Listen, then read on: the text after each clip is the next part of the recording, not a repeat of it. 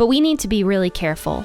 I think that we are not doing that because that's very much a very similar thing that those Pharisees were doing when they brought Jesus, that adulterous woman, but yet they were all involved in their own issues of sins. And Jesus then says to them, whoever is without sin, you can cast the first stone at this woman. And then Jesus, who truly was without sin and able to cast the first stone, he forgives her. He says, go and sin no more.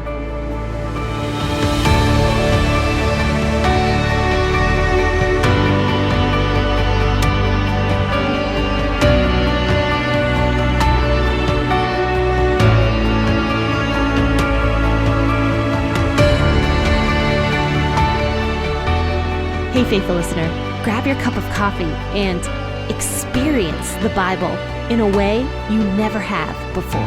P40 Ministries is a podcast that goes through the Bible cover to cover. It's an awesome narrative that focuses your mind and prepares your heart for God to speak. So join your host, Jen, for a biblical podcast that's hilarious, informative, imaginative, and fun. The P40 Ministries podcast. Listen now as we go through the book of Leviticus.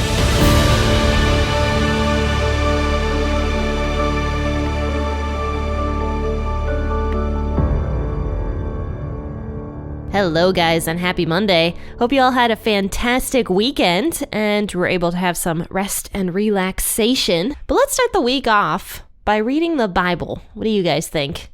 Let's go ahead and talk about Leviticus chapter 20, verses 9 through 16. As always, make sure to grab your Bible. Unless you're driving. If you're driving, don't do that. Just go ahead and listen. But you can grab your cup of coffee while you're driving, or your cup of tea. But also, just to let you guys know, the portion we're going to be reading today is a little bit more on the graphic side of life. So if you have a kid near you, maybe now is not the best time to listen to this particular podcast episode because we're going to be talking about some sexual sins today. So maybe wait a little bit later so that you can listen to this one alone without your children near you. But yeah, go ahead and grab your Bible, your cup of coffee, your cup of tea, and let's go ahead and start reading. Leviticus chapter 20, verses 9 through 16. For everyone who curses his father or his mother shall surely be put to death. He has cursed his father or his mother. His blood shall be upon himself. The man who commits adultery with another man's wife, even he who commits adultery with his neighbor's wife, the adulterer and the adulteress, shall surely be put to death. The man who lies with his father's wife has uncovered his father's nakedness. Both of them shall surely be put to death. Their blood shall be upon themselves. If a man lies with his daughter-in-law, both of them shall surely be put to death. They have committed a perversion. Their blood shall be upon themselves. If a man lies with a male, as with a woman, both of them have committed an abomination. They shall surely be put to death, and their blood shall be upon themselves. If a man takes a wife and her mother, it is wickedness. They shall be burned with fire, both he and they, that there may be no wickedness among you. If a man lies with an animal, he shall surely be put to death, and you shall kill the animal. If a woman approaches any animal and lies with it, you shall kill the woman and the animal. They shall surely be put to death. Their blood shall be upon them. So as you can see, these are all rules regarding something of a sexual nature. So let's talk about this. But let me just say, verse 16, I actually found sort of interesting because it says that if the woman approaches any animal and lies with it, you shall kill the woman and the animal. And it says that their blood shall be upon them. That's the first time I've seen that the animal also has fault in that, which I found kind of interesting. At least that's how I interpret it, because it says their blood shall be upon them. In other words, it's the fault of both of them. That's what that means. Because it says in every single one of these, afterward, it says their blood shall be upon them. That literally means it's their own fault. So I found that interesting that the animal in this case has fault on them, but only with the woman, not with the man when it comes to bestiality. So anyway, in verse 9, it says, for everyone who curses his father or his mother shall surely be put to death. He has cursed his father or his mother, his blood shall be upon himself. So the reason this one sounds so harsh is because this guy, or whoever he is, this adult child, is being killed for only cursing his father or his mother. He's not really doing them any harm. He's not actively going out and killing them with his own hands. So that's why this one is like, man, this seems just so harsh. And actually, Jesus affirmed this particular verse in, I think it was Mark chapter 7, and we talked about that, where Jesus says, it says in the law that if you curse your father or your mother, you are to be put to death. Because he was calling out the hypocrisy of the Pharisees, where the Pharisees are like, oh, you don't have to support your very old parents financially if they're like destitute, if you say that you're going to give that money to God instead. But Jesus was calling out how terrible that is, because first and foremost, God doesn't need that money, but God does want you to protect your family. So Jesus was calling out how hypocritical that is by using this verse from Leviticus chapter 20. So the thing is, this is not talking about children. This is not even talking about teenagers. This is talking about the adult man or woman, the adult child, that literally does some sort of spell or does some sort of curse, which was very popular to do back in these days. It had something a little bit to do with magic, literally calling down a curse of death on your parents is what pretty much every scholar out there believes that this verse is talking about. It had to do with paganism mixed with cursing your parents. So literally calling down a curse of death on your parents because you hate them so much. So already in Leviticus, we have seen so many things where God is talking about how you're supposed to respect older people. And it says, we just talked about how it says that you're supposed to rise up before the gray hair, give them your seat, respect older people. So part of it is that, but the other part is the fact that God gave you the parents you have. And a couple episodes back, actually, we talked about how to respect a parent who has, done a lot of damage in your life as you were growing up. Like, how do you respect somebody like that? Well, I talked a little bit about that, but respect looks different, I believe, for each adult child, where some children might go to the extent of having their parents come and live with them. And if that's good for their family, then great, that's awesome. And I have known where that's worked out. In-law apartments are really popular around where I live, where there's two separate houses in one house where the in-law lives and then the children live in the other portion. So that's really popular around here. And I know a handful of people that have done that, and their parents do, in fact, live with them. And in other cultures, that's the norm. So for some kids, that might be respect. But if a parent or an in-law, steps all over your marriage, disrespects you and your spouse, tries to insert themselves into how you raise your children, and causes damage there, then maybe having your parent live with you is not obviously the best way to go. And so my mom and I have actually talked about this a handful of times. And she actually agrees with me on a lot of this stuff, which is really interesting. But the thing is, it just depends. It depends on the family. It depends on the in-laws, the parents, whoever it is. It depends on each individual family as to what respecting your parents looks like for you, because you can't allow your parents to walk all over you and your marriage as well. But there has to be respect in place, one way or the other. There has to be. And God makes this very clear with this rule about cursing the father or the mother. You're not supposed to hate your parents so much that you're wishing them dead. You're not supposed to hate them. Because God put those parents in that child's life for whatever reason, and God will take care of those parents if they did that child a lot of damage. But hatred is just bad in general, and Jesus himself talks about hating, your brother or your sister. If you hate somebody, in your heart, you're committing murder against that person because you hate them. So this is kind of the same thing. Even though this adult child mentioned here in verse 9 is not specifically going out and killing his parents with his bare hands, he still has so much hatred in his parents that he's willing to call down a curse of death on his parents. So when this happens, God says this man has committed a great sin and he needs to be put to death.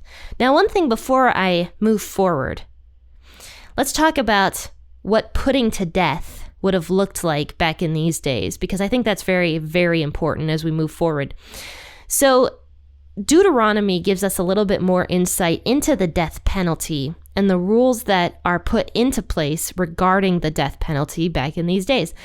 And one of the biggest rules was the fact that anybody that was considered for the death penalty had to be taken to the court, and there had to be at least 2 witnesses with the exact same story, and those 2 witnesses had to be willing to cast the first stone. In other words, they had to be willing to begin to kill this individual. So that was a deterrent in and of itself of false witnesses, because God says that anybody who kills a person who is innocent, their death will be upon them, and God is going to curse that particular person that does that. So the witnesses had to be so sure of what they saw that they would be willing to kill the person they testify against. Now, of course, we see that sin is so rampant that when Jesus was brought before Pilate, there were so many false witnesses against him, and they were willing to cast the first stone against Jesus because they hated Jesus so much. And clearly they did not care if Jesus's blood was on them. And they actually said that. If you read that entire passage, it actually says, "Let Jesus's blood be upon us and upon our families." They hated Jesus so much that they did not care. But, God was putting these rules in place for protection towards innocent people. So, these are pretty deterring things, because clearly if a person kills an innocent person, that required the death penalty. So that would be a deterrent for a false witness or 2 false witnesses to come forward with the same story to try to destroy a person. Now, the other thing was the court had to do a thorough investigation of each person. A very thorough investigation. God was really clear with that. In fact, many times he says, after you have completed a thorough investigation, then you move forward with the penalty. And since God was going to live among his people also, God would be able to give guidance through somebody like Moses, or through one of the priests, or through one of the judges. So even though nowadays this looks kind of to us a little primitive, this was so beyond its time period, with having the 2 witnesses that had to have the exact same story, with having, a thorough investigation with a court system in place, and even forcing the witnesses to have to cast the first stone. And actually, on that note, if you see here in verse 10, the man who commits adultery with another man's wife, even he who commits adultery with his neighbor's wife, the adulterer and the adulteress shall surely be put to death. So this sort of piggybacks on that story that we see in the New Testament of Jesus forgiving the adulterous woman. She was caught in an adulterous affair, so she was having sex with a married man, and maybe she was married too, I don't know. But she was having sex with a married man, and she was caught in the act. So the Pharisees bring her to Jesus, and Jesus starts writing in the sand, and we don't know what he wrote. And there's so many things that people like to speculate on that, but that's for a different episode. But anyway, Jesus was writing in the sand, and the Pharisees are like, "Look at this adulterous woman. What do we do with her, Jesus?" Trying to trap Jesus. So Jesus notices that there is no man there being accused. But all these Pharisees are somehow there knowing about this adulterous affair. So Jesus calls that out. And he's like, whatever person among you guys is without sin, let him cast the first stone, is what he says. Because Jesus very, very cleverly told the people, like, look, you Pharisees are being extremely hypocritical in this. And obviously this woman, even though she is in the wrong, you guys are all in the wrong too. And so not one Pharisee was willing to step forward to cast the first stone. So yeah, in a situation of an adulterous affair, both the man and the woman together had to be under the death penalty. So when God makes this rule, he is calling out pretty strongly that both the man and the woman together are in the wrong. Moving forward, it talks about different issues with incest and how that kind of stuff is supposed to be also part of the death penalty. Specifically, a man taking a wife that is both a mom and a daughter, like wives as both moms and daughters. So weird. Oh, that is so disgusting. And then it also says that if a man lies with his daughter-in-law, in that instance, they both are to be put to death. Also nasty. The man who lies with his father's wife has uncovered his father's nakedness. Both of them shall surely be put to death. So if a son lies with his stepmother, that is a sin worthy of the death penalty according to God. And don't forget, all of these rules, once again, had to have 2 witnesses that saw it. The death penalty was almost never carried out, rarely carried out, because there needed to be 2 witnesses that saw the same thing. And usually this stuff is pretty much a private affair. So this brings me to the homosexual union here in verse 13. You know, this one reminds me of a story in the book of Judges where a bunch of men, it was similar to the story of Sodom and Gomorrah, actually, where a bunch of men in the streets wanted to have sex with a foreign man that was just traveling through. There was so much depravity in the streets where this terrible rape ended up happening. There was many, many witnesses that saw this happen. So to me, a lot of this stuff would have to be very much out in the open in order to have witnesses that were able to see it and then thus bring them to the court and carry out the death penalty. So when God makes these rules here in Leviticus 20, a lot of this is God deterring his people from getting to a certain level of immorality where it's just like out in the streets and out in the open. Having these rules in place would deter the people from doing this kind of stuff, especially so out in the open. And if you actually look down in verse 22, it actually says, and we'll talk about this on Wednesday as well, but in verse 22 of Leviticus 20, it says, "You shall therefore keep all my statutes and my ordinances and do them, that the land where I am bringing you to dwell may not vomit you out."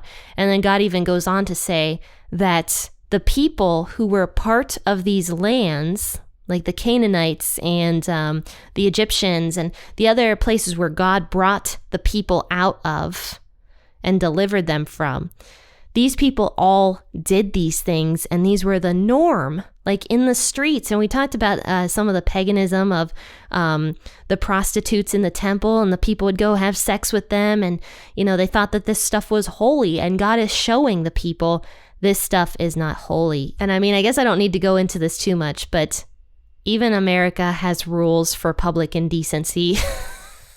And probably many other countries do.